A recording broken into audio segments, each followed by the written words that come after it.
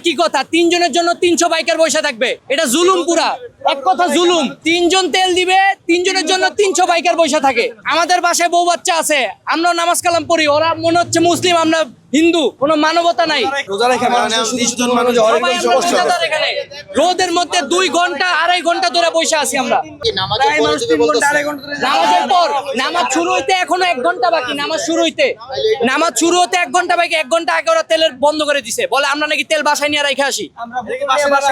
আমরা কি বোতল নিয়ে বাসায় রাখার জন্য কি করবো? আমরা কি খাবো না ফ্রিজে রাখবো? উনি যে অযথাই লিখে দিতেছে ভাই, এখন থাকতে পারে তো ভাই এগুলা করতেছি না, আমাদের তো গাড়িতে তেল নাই। ওর জন্য তারা সবাই দায়ী না, কেউ নিতে পারে, এটা নয় ওদের ব্যাপার। আমরা সবাই তার জন্য দায়ী না। আমরা তো আমাদের হুন্ডাতে 1 ফোঁটা তেল নাই, গাড়িতে 1 ফোঁটা তেল নাই, আমরা এই জন্য তেলের জন্য আসছি। ধাক্কা মনে হয় যে নিয়ে এসছে। সবাই তো ওর বাসায় তেল রেখে আসে না। রোজা রেখে তো মানুষ তো আর মিথ্যা কথা বলে না। রেখে আছে, এটা কে বলছে? এটা যে পাম্পের ম্যানেজার নাকি উনি নাকি